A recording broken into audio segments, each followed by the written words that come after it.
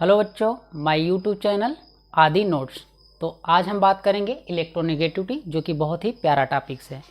तो इलेक्ट्रोनेगेटिविटी कुछ जनरल बात कर लेते हैं। तो इलेक्ट्रोनेगेटिविटी जो होता है वो एक टाइप का फोर्स ऑफ अट्रैक्शन ही होता है, ठीक है।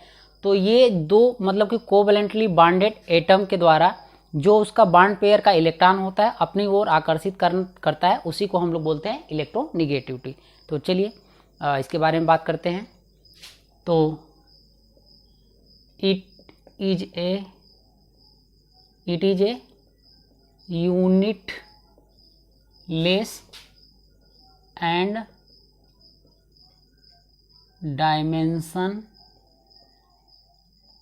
dimensionless quantity। ये क्या होता है? यूनिटलेस और डायमेंशन लेस क्वांटिटी। तो सबसे पहले इसको डिस्कस किया था लाइनस पाउलिंग ने। First discuss by Linus Pauli.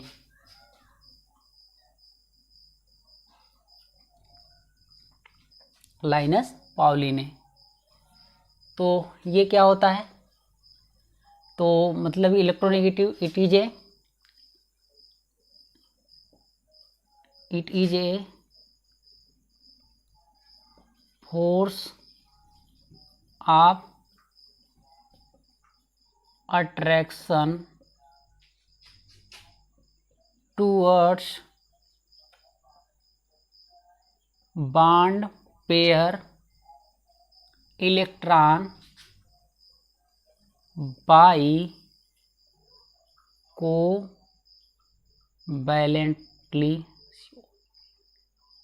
By covalently bonded atom. तो it is a force of attraction toward bond pair electron by covalently bonded atom. तो ये किसी भी दो कोवैलेंट बॉन्ड के द्वारा जुड़े हुए जो उसके बीच में बॉन्ड पेयर के बीच में जो इलेक्ट्रॉन होता है उनको अपनी ओर आकर्षित करता है, उसी को हम लोग बोलते हैं इलेक्ट्रोनेगेटिविटी। तो चलिए समझते हैं। तो कोवैलेंट बॉन्ड जो होते हैं वो आपके दो टाइप के होते हैं। एक होता है आपका पोलर कोवैलेंट बॉन्ड और एक होता है नॉन पोलर कोवैलेंट बॉन्ड। तो जो पोलर कोवैलेंट बॉन्ड होगा उसी में इलेक्ट्रोनेगेटिविटी आपका होगा, और जो नॉन पोलर कोवैलेंट बॉन्ड होगा उसमें दोनों एटम की इलेक्ट्रोनेगेटिविटी एक समान होगा। तो ठीक है, चलिए डिस्कस करते हैं। जैसे हमने कोई बॉन्ड ले लिया ए बी, इसकी इलेक्ट्रोनेगेटिविटी इसको हम एक साइड नोट करते हैं। तो इलेक्ट्रोनेगेटिविटी ऑफ ए, ये इसकी इलेक्ट्रोनेगेटिविटी ऑफ बी। यहाँ पे हमने एक और सेम टाइप का बॉन्ड ले लिया, इसका भी इलेक्ट्रोनेगेटिविटी ए, इसकी इलेक्ट्रोनेगेटिविटी बी। अब देखिए, अगर यहाँ पे electronegativity of B is greater than A, तो यहाँ पे अब ये जो आपका बॉन्ड पेयर के बीच में जो दो इलेक्ट्रॉन होंगे, ठीक, और मान लीजिए इस केस में आपका दोनों एटम की इलेक्ट्रोनेगेटिविटी क्या है? समान है। तो देखिए, जब यहाँ पे दोनों समान है तो दोनों ये बॉन्ड पेयर जो इलेक्ट्रॉन है इन पे दोनों एक समान फोर्स लगेगा, ठीक। तो यहाँ पे जो बॉन्ड होगा वो कैसा होगा? नॉन पोलर होगा। कैसा होगा आपका? Non polar.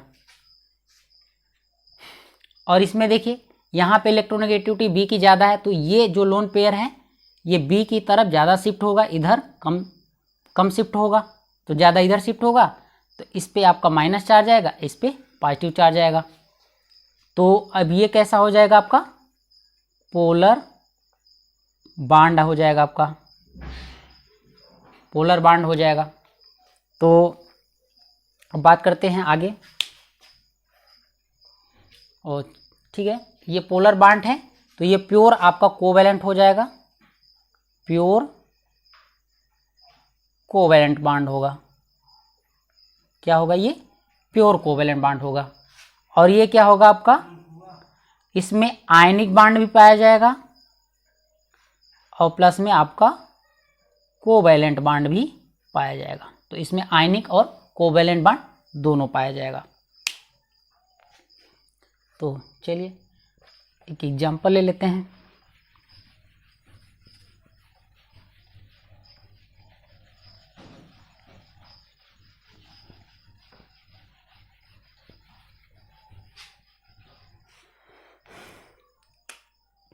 एग्जाम्पल, जैसे हमने एग्जाम्पल ले लिया H2O2, तो इसका स्ट्रक्चर बनाते हैं। तो देखिए ये होगा आपका, ये H2O2 का स्ट्रक्चर है। तो देखिए ये जो बॉन्ड है ऑक्सीजन ऑक्सीजन के बीच में, दोनों की इलेक्ट्रोनेगेटिविटी सेम है। तो दोनों की इलेक्ट्रोनेगेटिविटी जब सेम है तो यहाँ पे क्या आएगा आपका, प्योर कोवैलेंट बॉन्ड आएगा। तो ये कैसा होगा आपका, कोवैलेंट होगा या प्योर कोवैलेंट बॉन्ड होगा।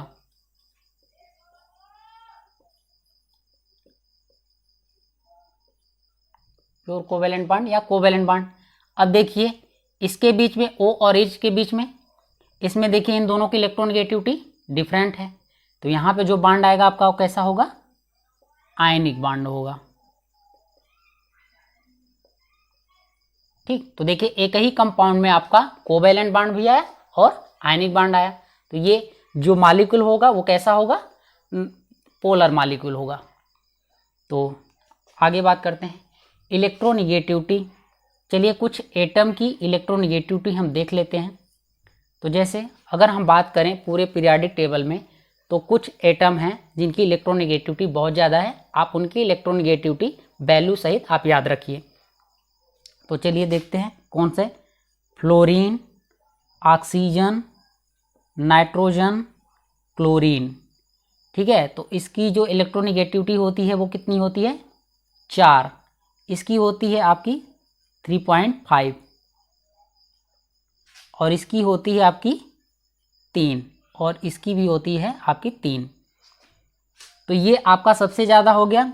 अगर बात करें सबसे कम इलेक्ट्रोनेगेटिविटी तो होता है आपका सीजियम का 0.7। तो यानी पूरे पीरियोडिक टेबल में अगर हम बात करें इलेक्ट्रोनेगेटिविटी की, तो सबसे ज़्यादा फ्लोरीन की होती है जो 4 और सबसे कम होती है वो सीजियम की 0.7। और कुछ एक दो आप हाइड्रोजन को भी आप लिख लीजिए। तो हाइड्रोजन की जो इलेक्ट्रोनेगेटिविटी होती है वो आपकी 2.1। तो इसको भी आप याद रखिएगा। तो इनका आप इन चारों एलिमेंट का आपको इलेक्ट्रोनेगेटिविटी याद रहना चाहिए। तो अब ऑर्डर में अगर बात करें तो देखिए फ्लोरीन का सबसे ज़्यादा होगा, फिर ऑक्सीजन का। अब इनके केस में देखिए इनका तो क्या है, इलेक्ट्रोनेगेटिविटी सेम है, तो इनकी ऑर्डर देखा जाए तो बराबर आना चाहिए, पर ऐसा नहीं होता, नाइट्रोजन का ज़्यादा होता है। तो देखिए क्या होता है कि जो इलेक्ट्रोनेगेटिविटी है वो एक टाइप का फोर्स ऑफ अट्रैक्शन होता है। ठीक, यहाँ वैल्यू तो सेम होती है लेकिन फोर्स ऑफ अट्रैक्शन नाइट्रोजन का ज़्यादा होता है, क्लोरीन का कम होता है। वो इसलिए क्योंकि देखिए जिसका साइज छोटा उसका न्यूक्लियस से इलेक्ट्रॉन पे अट्रैक्शन फोर्स ज़्यादा, तो इसकी साइज छोटी होती है क्योंकि ये सेकेंड पीरियड का होता है, और क्लोरीन की साइज बड़ी होती है क्योंकि ये थर्ड पीरियड का होता है। तो यहाँ पे फोर्स ऑफ अट्रैक्शन जो होता है वो थोड़ा सा कम हो जाता है। तो यहाँ पे ऑर्डर की बात करें तो ये हो जाएगा। तो ठीक है, तो ये याद रखिए। और हाँ ध्यान रखिए जो इलेक्ट्रोनेगेटिविटी होती है इनर्ट गैस की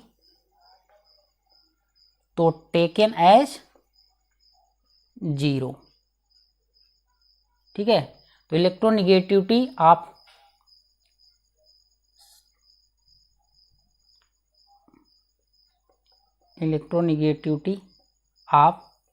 इनर्ट गैस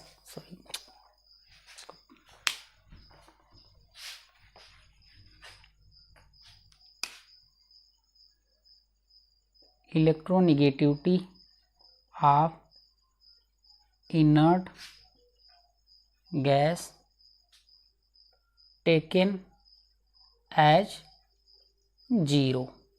ठीक, तो जो इलेक्ट्रोनेगेटिविटी होती है इनर्ट गैस की वो क्या होती है आपकी 0।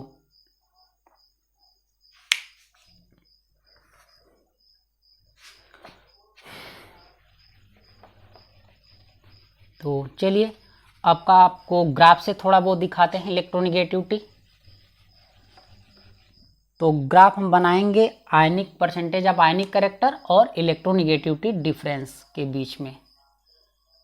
तो ये हो जाएगा आपका वर्टिकल, जिस पे आप लेंगे परसेंटेज आयनिक कैरेक्टर, और इस हॉरिजॉन्टल यानी कि एक्स एक्सिस पे लेंगे हम आपका इलेक्ट्रोनिगेटिविटी डिफरेंस। ठीक, तो अब देखिए जो ग्राफ आता है कुछ इस तरह का आता है, थोड़ा सही नहीं बना, इसको बनाते हैं एस टाइप का, कुछ इस तरह का। ठीक, तो अब देखिए, अब इसको हम क्या करते हैं, इस पॉइंट पे मिलाते हैं। ये तो देखिए जो इलेक्ट्रोनिगेटिविटी की वैल्यू होती है इस पॉइंट पे 1.7, तो यहाँ पे अब इस केस पे अगर इलेक्ट्रोनिगेटिविटी डिफरेंस 1.7 आए तो इस वैल्यू पे जो होता है वो 50% आपका आयनिक होता है और 50% आपका कोवैलेंट होता है। ठीक है, 50% आपका क्या होता है, आयनिक होता है, और 50% आपका कोवैलेंट होता है इस वैल्यू पे। अगर अब 1.7 से इलेक्ट्रोनिगेटिविटी डिफरेंस कम हुआ तो कोवैलेंट नेचर बढ़ेगा, और 1.7 से अगर ज़्यादा हुआ तो आपका आयनिक नेचर बढ़ेगा। तो इसका मतलब अगर नीचे आएंगे तो यहाँ पे क्या होगा, आपका कोवैलेंट कैरेक्टर ज़्यादा होगा आयनिक कैरेक्टर से, और ऊपर जाएंगे तो इधर आपका 1.7 वैल्यू से ज़्यादा जाएंगे तो इधर क्या होगा, आपका आयनिक कैरेक्टर ग्रेटर देन होगा कोवैलेंट कैरेक्टर से। ठीक, लेकिन दो एक्सेप्शन है, ये आपको हम पहले भी बता चुके हैं।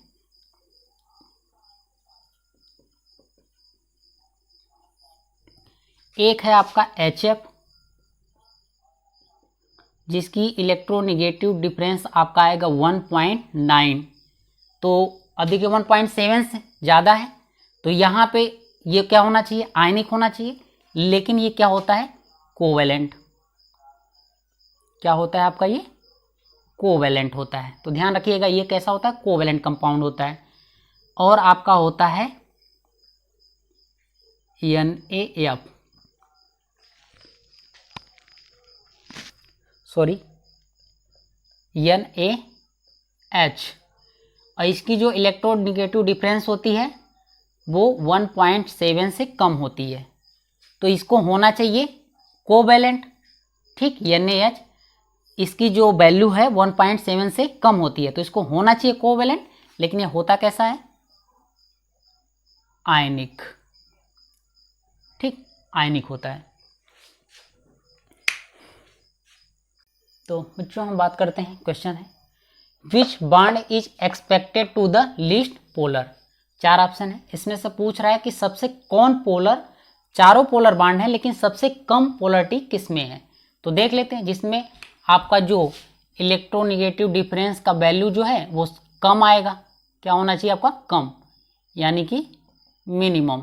जिसमें ये डिफरेंस मिनिमम आएगा वहीं क्या होगा, लीस्ट पोलर होगा। तो चलिए चेक करते हैं, PF, ठीक है, ये भी हाई इलेक्ट्रोनिगेटिव है, ये कम है। BF, इसमें भी डिफरेंस थोड़ा ज़्यादा आएगा। इसमें देख लेते हैं OF, इसमें देखिए ये भी हाई इलेक्ट्रोनिगेटिव, ये भी हाई इलेक्ट्रोनिगेटिव, तो यहाँ पे डिफरेंस क्या होगा, बहुत कम आएगा।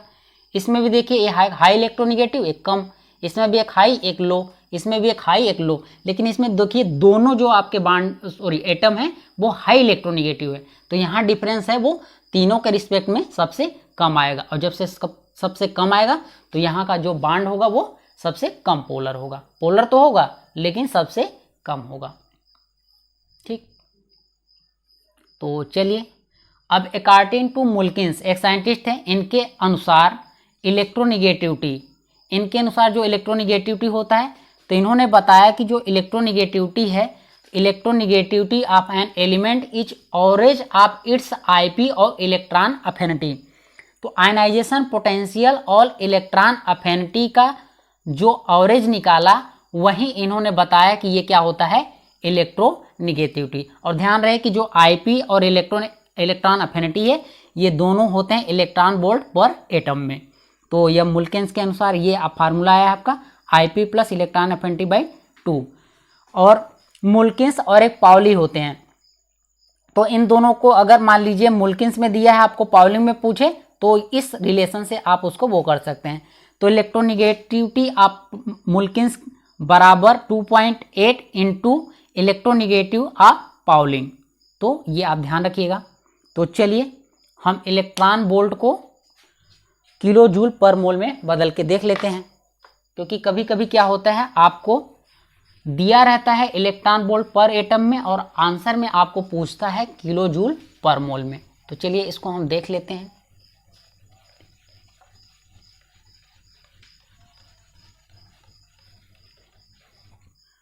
तो चलिए 1 इलेक्ट्रॉन वोल्ट पर एटम को हमको चेंज करना है किसमें, किलो जूल पर मोल में, इसमें आपको बदलना है। इलेक्ट्रॉन वोल्ट पर एटम को किलो जूल पर मोल में बदलना है। तो देखिए, तो एक एटम, 1 एटम की एनर्जी, 1 एटम की एनर्जी होती है 1 इलेक्ट्रॉन वोल्ट। कितना होती है? 1 इलेक्ट्रॉन वोल्ट। और ध्यान रहे कि 1 इलेक्ट्रॉन वोल्ट बराबर आपका होता है 1.6 इंटू 10⁻⁻19 जूल। 1.6 into 10⁻⁻19 joule. तो एक एटम की एनर्जी कितना हुआ? 1 इलेक्ट्रॉन वोल्ट। तो बताइए 6.02 इंटू 10⁻23 एटम का एनर्जी कितना होगा? तो ये हो जाएगा 1 इलेक्ट्रॉन वोल्ट इंटू 6.02 इंटू 10⁻23 आपका क्या हो जाएगा? ये जूल हो जाएगा। ठीक, अभी जूल में नहीं है, अभी ये इलेक्ट्रॉन वोल्ट में इतना हो जाएगा। अभी इसको जब इलेक्ट्रॉन वोल्ट को जूल में बदलेंगे तो ये वैल्यू रख देंगे। तो ये क्या हो जाएगा? 1 इलेक्ट्रॉन वोल्ट इंटू 6.02 इंटू 10⁻23 इतना हो जाएगा। अब क्या करते हैं, 1 इलेक्ट्रॉन वोल्ट बराबर इतना होता है, तो इसको रख देते हैं। तो 1.6 इंटू 10⁻⁻19 अब ये क्या हो जाएगा?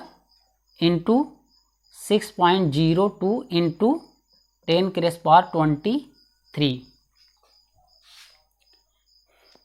अब ये हो जाएगा आपका जूल पर मोल में आएगा, ये जूल पर मोल में। तो ये भी क्या होगा, अब यहाँ पे हमने बस इलेक्ट्रॉन वोल्ट को उसमें रख दिया, वैल्यू रख दिया। तो ये भी आपका भी है कितने में है? जूल पर मोल में है। हमको क्या चाहिए? Kilo joule. तो देखिए जूल में है, किलो जूल में अगर वो बदलना है तो इसमें हम क्या करते हैं, 1000 से डिवाइड कर देते हैं। तो अब ये किस में बदल जाएगा? अभी ये क्या करते हैं, वो करते हैं। तो देखिए इसमें हम 1000 से वो कर देंगे, डिवाइड कर देंगे। तो वो 1.6 इंटू 10⁻⁹ इंटू 6.02 इंटू 10⁻23 बट्टे 1000। अब ये हो जाएगा आपका किलो जूल पर मोल। इसमें बदल गया पूरा। इसको सॉल्व कर लेते हैं। तो देखो इसको पूरा सॉल्व करेंगे तो आपका आएगा 96 किलो जूल पर मोल। तो आप पूरा सॉल्व कर लीजिएगा। तो इसका मतलब अब क्या हो जाएगा, 1 इलेक्ट्रॉन वोल्ट पर एटम बराबर होगा आपका 96 किलो जूल पर मोल। ये आपका आंसर आएगा। अब आपको मान लीजिए एनर्जी किलो जूल पर मोल में दिया है, आंसर में इलेक्ट्रॉन वोल्ट पर एटम में पूछ रहा है, तो आप इस रिलेशन से एक दूसरे में चेंज कर लेंगे। इलेक्ट्रॉन वोल्ट पर एटम में दिया है, किलो जूल पर मोल में पूछ रहा है, तो आप इस रिलेशन से इसमें एक्सचेंज कर लेंगे। तो चलिए इसी पे एक क्वेश्चन करते हैं। तो देखो बच्चों, आपका जो आपका रिलेशन था 1 इलेक्ट्रॉन वोल्ट बराबर आपका आया था 96 किलो जूल, 1 इलेक्ट्रॉन वोल्ट पर एटम बराबर था आपका 96 किलो जूल पर मोल। इसी पे आपका क्वेश्चन आधारित है। तो अब देखिए इसमें क्या पूछा है, IP and electron affinity of an element are 800 और 280 किलो जूल पर मोल है। तो ये दिया है आपका जो एनर्जी दिया है किस में दिया है, किलो जूल पर मोल में। अब ये पूछ रहा है respectively the Mulliken's electronegativity of element, तो ये पूछ रहा है कि मुल्किन्स के अकॉर्डिंग इलेक्ट्रोनेगेटिविटी बताइए। तो मुल्किन्स के अकॉर्डिंग आपका इलेक्ट्रोनेगेटिविटी क्या था? इलेक्ट्रॉन अफिनिटी प्लस आईपी का एवरेज था, यही था आपका, और आता था किसमें ये? इलेक्ट्रॉन वोल्ट पर एटम में। तो देखिए अगर अब ये किलो जूल पर मोल दिया है, इलेक्ट्रॉन वोल्ट पर एटम में बदलना है, तो हम क्या करेंगे? इसको चाहिए तो ये क्या हो जाएगा 1/96, मतलब इसमें इलेक्ट्रॉन वोल्ट पर एटम में 96 से डिवाइड कर देंगे तो किस में बदल जाएगा? ये किलो जूल पर मोल। तो कितना दिया है ये? 800। तो इसमें हम डायरेक्ट रखते हैं 800 बटे 96, तो ये किस में बदल गया? इलेक्ट्रॉन वोल्ट पर एटम में। ये भी कितना है आपका? 280। इसमें भी हम 96 से डिवाइड कर देंगे तो ये किस में बदल जाएगा? इलेक्ट्रॉन वोल्ट पर एटम में। अब ये हम ये कर देते हैं, ठीक। तो अब ये देखिए ये बटे में है तो आपका ये आ जाएगा 800, दोनों में कॉमन ले लेंगे, 800 प्लस 280 बटे 96 आएगा, तो ये इसके बटे हैं तो ओवरऑल आपका आ जाएगा 2 × 96। तो आप ये पूरा वो करेंगे, सॉल्व करेंगे तो आपका आ जाएगा 5.6 इलेक्ट्रॉन वोल्ट पर एटम। अब देखिए इसमें कौन सा ऑप्शन है? पहला आपका 2.0 है, नहीं है। दूसरा 5.6 है, ये आपका सही है। तीसरा आपका ऑप्शन है आपका 1.4 और चौथा आपका ऑप्शन है आपका 2.4, ठीक। तो कौन सा सही है आपका? बी वाला।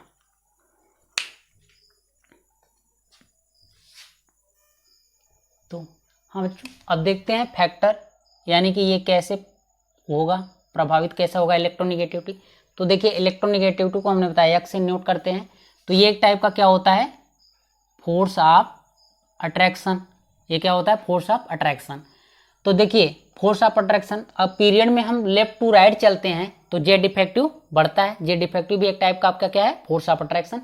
तो ये क्या होगा? इलेक्ट्रोनेगेटिविटी के डायरेक्टली प्रोपोर्शनल होगा, यानी कि जेड इफेक्टिव बढ़ेगा तो इलेक्ट्रोनेगेटिविटी बढ़ेगी। अब देखिए अगर अब बात करते हैं साइज की, तो साइज क्या होगा? इन्वर्सली प्रोपोर्शनल होगा। क्यों? क्योंकि देखिए अगर साइज छोटा है तो इलेक्ट्रॉन से जो अट्रैक्शन होगा वो मैक्सिमम होगा, और अगर साइज बड़ा हो गया तो इलेक्ट्रॉन पे जो अट्रैक्टिव फोर्स है वो क्या हो जाएगा? आपका कम हो जाएगा, ठीक। तो इसलिए क्या होगा? अगर साइज बड़ी तो अट्रैक्शन कम और साइज छोटी तो अट्रैक्शन ज़्यादा, इसलिए कैसा होगा? आपका इन्वर्सली प्रोपोर्शनल होगा। अब बात करते हैं चार्ज की, तो देखिए चार्ज आपका दो टाइप का होता है, प्लस और माइनस। जो प्लस चार्ज होगा वो कैसा होगा? उसकी साइज छोटी कर देगा प्लस चार्ज, तो ये क्या होगा? प्लस साइज छोटी तो अट्रैक्शन ज़्यादा। नेगेटिव चार्ज आने से इलेक्ट्रॉन बढ़ जाएगा तो साइज उसकी बड़ी हो जाएगी एटम की, तो जो अट्रैक्शन है वो कम हो जाएगा। तो इसलिए प्लस चार्ज डायरेक्टली प्रोपोर्शनल और निगेटिव आपका इन्वर्सली प्रोपोर्शनल। और आपका है परसेंटेज एस कैरेक्टर। तो देखिए परसेंटेज एस कैरेक्टर, यानी कि देखिए यस क्या होता है? वो न्यूक्लियस के सबसे पास होता है, क्लोजेस्ट होता है, यस होता है, फिर आपका पी होता है, फिर डी होता है, फिर एफ होता है, ठीक। तो अब देखिए ये जो यस है ये न्यूक्लियस के सबसे क्लोजेस्ट है, तो इस पे जो होगा वो अट्रैक्शन क्या होगा? मैक्सिमम होगा, सबसे ज़्यादा। तो इसलिए परसेंटेज यस कैरेक्टर जिस कंपाउंड में ज़्यादा होगा उसका क्या होगा? इलेक्ट्रोनेगेटिविटी ज़्यादा होगी, ठीक। तो इसलिए यहाँ पे हमने लिख दिया because it is closest to nucleus so feel more force of attraction, इसलिए इसका क्या होता है? इलेक्ट्रोनेगेटिविटी को ये बढ़ाता है। तो चलिए ये तो हो गया आपका फैक्टर। अब इसके आधार पे 2-3 क्वेश्चन है उसको देखते हैं। तो पहला है इलेक्ट्रोनेगेटिविटी ऑफ SbF3 और SbF5, इनमें इलेक्ट्रोनेगेटिविटी निकालना है। तो हम क्या करते हैं? इन पे चार्ज देख लेते हैं, चार्ज देख लेते हैं, आपको पता चल जाएगा। तो देखिए SbF3, तो इस पे कितना आएगा आपका? इस पे आएगा आपका +3 चार्ज, ठीक। हाँ ठीक है, इस पे +3 चार्ज आएगा। SbF5 इस पे +5 चार्ज आएगा। तो अब देखिए प्लस चार्ज ज़्यादा तो उसकी इलेक्ट्रोनेगेटिविटी ज़्यादा, यानी कि इसमें बात करें तो SbF5 इसकी इलेक्ट्रोनेगेटिविटी SbF3 से ज़्यादा होगी, ठीक। अब बात करते हैं इसमें, मान लीजिए पहला क्वेश्चन, ये दूसरा, ये तीसरा। तो दूसरा क्वेश्चन इसमें पूछ रहा है CF4 और CH4 में किसकी इलेक्ट्रोनेगेटिविटी ज़्यादा है, तो फिर आप चार्ज निकाल लीजिए। इस पे देखिए ये फ्लोरीन है तो ये निगेटिव चार्ज लेगा तो इस पे पॉजिटिव चार्ज है कितना 4। इधर देखिए कार्बन हाइड्रोजन में, अब देखिए यहाँ पे कार्बन की इलेक्ट्रोनेगेटिविटी हाइड्रोजन से ज़्यादा, तो हाइड्रोजन पॉजिटिव चार्ज लेगा और कार्बन के पास निगेटिव चार्ज आएगा। अब ये चार्ज माइनस में हो जाएगा। अब देखिए प्लस चार्ज क्या होता है, इलेक्ट्रोनेगेटिविटी को बढ़ाता है क्योंकि साइज कम कर देता है, और निगेटिव चार्ज क्या होता है, साइज बढ़ा देता है तो इलेक्ट्रोनेगेटिविटी को घटा देता है। तो इसका मतलब यहाँ पे क्या हो जाएगा, ऑर्डर आपका ये हो जाएगा। तीसरा क्वेश्चन है आपका CH3 CH3 CH2 double bond CH2 और CH ट्रिपल बॉन्ड CH। तो इनमें हम क्या देख लेते हैं, परसेंटेज एस कैरेक्टर। तो पहले हम इनका हाइब्रिडेशन निकाल लेते हैं।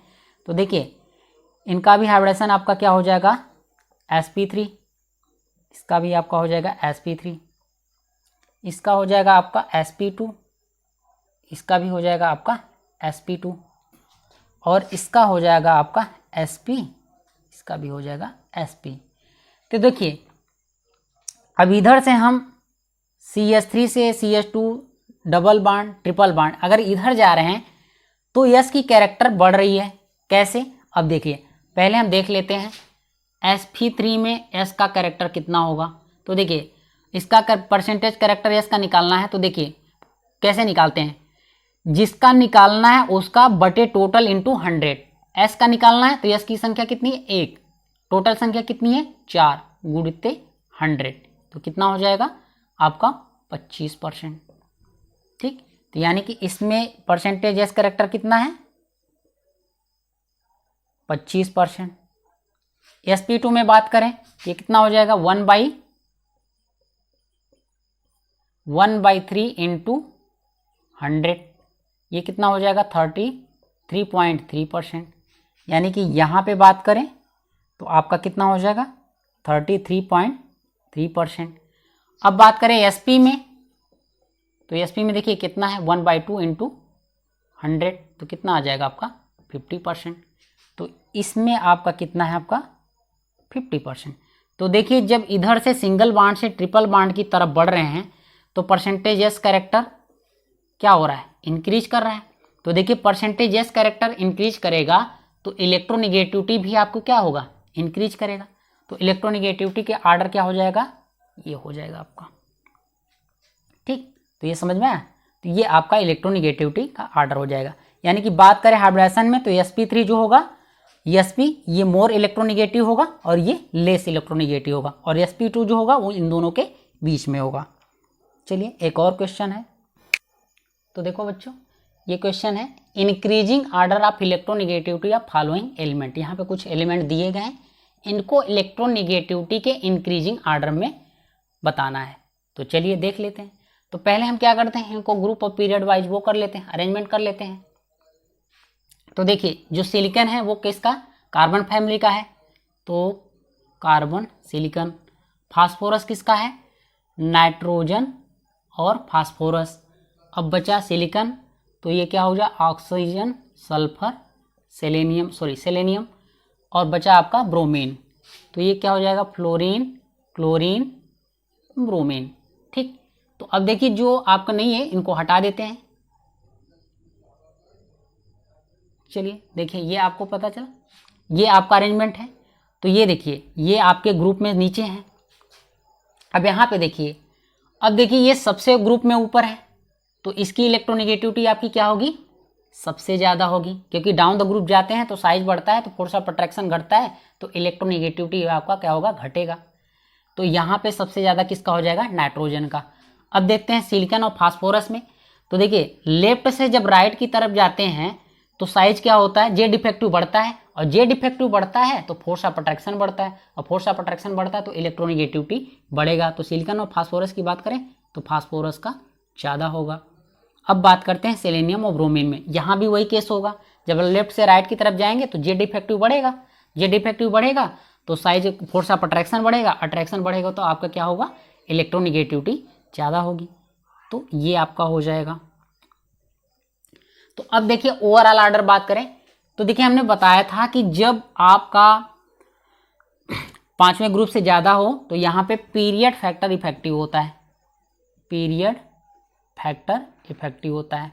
तो देखिए यहाँ पे सबसे ज़्यादा आपका हो जाएगा नाइट्रोजन का, ठीक, फिर हो जाएगा आपका ब्रोमीन का, और सेलेनियम का, अब उसके बाद आपका हो जाएगा फास्फोरस, अब उसके बाद लास्ट में सिलिकॉन। तो ये आपका ऑर्डर हो जाएगा। ठीक, तो इसकी इलेक्ट्रोनेगेटिविटी मैक्सिमम और इसकी क्या हो जाएगी, मिनिमम। ठीक, मिनिमम, ये आपका ऑर्डर हो जाएगा। तो चलिए अब बात करते हैं एप्लीकेशन का। तो देखो बच्चों, इलेक्ट्रोनेगेटिविटी के दो एप्लीकेशन हैं। पहला एप्लीकेशन है एसिडिक स्ट्रेंथ ऑफ हाइड्राइड। तो पहला क्या है, एसिडिक स्ट्रेंथ ऑफ हाइड्राइड। तो हाइड्राइड का एसिडिक स्ट्रेंथ चेक करेंगे। दूसरा आपका है परसेंटेज आयनिक कैरेक्टर। तो चलिए देखते हैं पहला एसिडिक स्ट्रेंथ ऑफ हाइड्राइड। तो हाइड्राइड का जो एसिडिक स्ट्रेंथ है उसको चेक करें।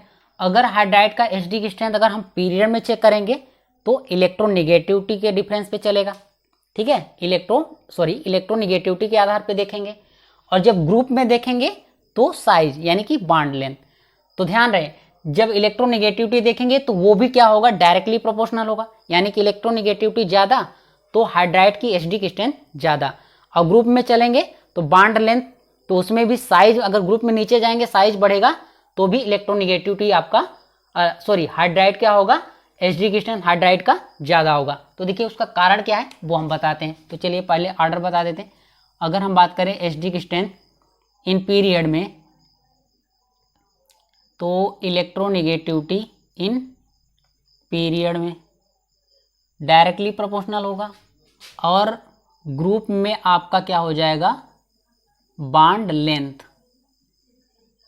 बॉन्ड लेंथ किसका, ग्रुप में अगर एसिडिक स्ट्रेंथ ऑफ हाइड्राइड देखेंगे तो बॉन्ड लेंथ के आधार पे जिसका बॉन्ड लेंथ सबसे ज़्यादा उसका एसिडिक स्ट्रेंथ सबसे ज़्यादा। अब अगर पीरियड में चेक करेंगे तो इलेक्ट्रोनेगेटिविटी से देखेंगे, जिसकी इलेक्ट्रोनेगेटिविटी ज़्यादा तो उसका एसिडिक स्ट्रेंथ हाइड्राइड का ज़्यादा। तो देखिए क्या होता है कि जब हम पीरियड में जाते हैं तो देखिए जैसे क्या होता है, ये हमने मान लीजिए कोई आपका ये हाइड्रोजन हो गया, ये किसी से जुड़ा हुआ है। तो देखिए ये क्या होगा, जब आपका हाइड्रोजन रिमूव होगा, ठीक है, हाइड्रोजन आपका रिमूव होगा तो ये इलेक्ट्रॉन को छोड़ के जाएगा। तो ये क्या होगा, H+ और ये A-। तो देखिए जितनी आसानी से H+ निकलेगा उतना ही ज़्यादा उस कंपाउंड का एसिडिक स्ट्रेंथ होगा। ठीक, तो ध्यान दीजिएगा, जितनी ही आसानी से H क्या होगा, रिमूव होगा, उतने ही गुड क्वालिटी का आपका एसिडिक स्ट्रेंथ होगा हाइड्राइड का। तो अब ये देखिए ऐसा क्यों हो रहा है। तो देखिए इलेक्ट्रोनेगेटिविटी ज़्यादा होने की, जैसे हम इलेक्ट्रोनेगेटिविटी के आधार पे देखेंगे तो देखिए इलेक्ट्रोनेगेटिविटी जब मान लीजिए इस एटम की इलेक्ट्रोनेगेटिविटी ज़्यादा है तो अब ये क्या काम करेगा, ये बॉन्ड पेयर के इलेक्ट्रॉन को तेजी से अपनी ओर खींचेगा। ठीक, तो जब ये तेजी से खींचेगा तो ये बॉन्ड ब्रेक हो जाएगा और यहाँ से हाइड्रोजन प्लस के रूप में बहुत तेजी से निकलेगा। ठीक, तो इसका मतलब जितना ज़्यादा इस एटम की इलेक्ट्रोनेगेटिविटी होगी उतना ही ज़्यादा ये हाइड्रोजन को रिमूव कर पाएगा, उतनी ही आसान से, क्योंकि इसको इलेक्ट्रॉन चाहिए और इलेक्ट्रॉन कहाँ से ले पाएगा, बॉन्ड पेयर इलेक्ट्रॉन को ही खींचेगा। तो उतनी जब ये बॉन्ड पेयर इलेक्ट्रॉन को अपनी ओर खींचेगा तो हाइड्रोजन बहुत जल्दी निकलेगा, आसानी से रिमूव होगा। तो जितना आसानी से निकलेगा उतना ही ज़्यादा एसिडिक स्ट्रेंथ होगा हाइड्राइड का। ठीक, तो अब समझ में आया, यानी कि इलेक्ट्रोनेगेटिविटी ज़्यादा तो ये बॉन्ड पेयर को अपनी ओर बहुत तेजी से खींचेगा। ठीक, तो इसका मतलब है इलेक्ट्रोनेगेटिविटी एसिडिक स्ट्रेंथ के हाइड्राइड के डायरेक्टली प्रोपोर्शनल हो गया। अब बात करते हैं बॉन्ड लेंथ की। तो देखिए अगर बॉन्ड लेंथ, जैसे मान लीजिए ये बॉन्ड मान लीजिए छोटा है, तो अब ये क्या होगा, हाइड्रोजन से ये एटम जो होगा बहुत ही स्ट्रांगली जुड़ा होगा। अगर बॉन्ड लेंथ छोटा होगा तो ये हाइड्रोजन इस एटम से स्ट्रांगली जुड़ा होगा तो आसानी से रिमूव नहीं होगा। अब अगर बॉन्ड लेंथ ज़्यादा होगा तो अब ये क्या होगा, बॉन्ड कमज़ोर हो जाएगा। तो अब ये हाइड्रोजन जो होगा इस एटम से वो क्या होगा, वीकली एडेड होगा या वीकली जुड़ा होगा। तो ये हाइड्रोजन आसानी से रिमूव हो जाएगा। यानी कि छोटा बॉन्ड, तो ये हाइड्रोजन इस एटम से क्या होगा, स्ट्रांगली जुड़ा रहेगा, तो ये आसानी से नहीं निकलेगा। और जब आसानी से नहीं निकलेगा तो उसका एसिडिक स्ट्रेंथ क्या हो जाएगा, कम हो जाएगा। और साइज बढ़ने की वजह से ये बॉन्ड वीक हो जाएगा तो ये बहुत जल्दी टूट जाएगा। तो ये आसानी से H+ के रूप में निकल जाएगा। ठीक, तो इसलिए क्या होगा, जितनी आसानी से H+ निकलेगा एसिडिक स्ट्रेंथ उतना ही अच्छा होगा। ठीक, तो अब आपको समझ में आ गया होगा। तो चलिए हम देखते हैं, कुछ यहाँ पे हमने हाइड्राइड बना रखे हैं, उसको हम देख लेते हैं ऑर्डर। तो देखिए हमने CH4 NH3 वाटर और आपका HF लिया है। तो एक देखिए इसमें हाइड्रोजन सब में सेम है, इसमें कार्बन है, नाइट्रोजन, ऑक्सीजन ये डिफरेंट है।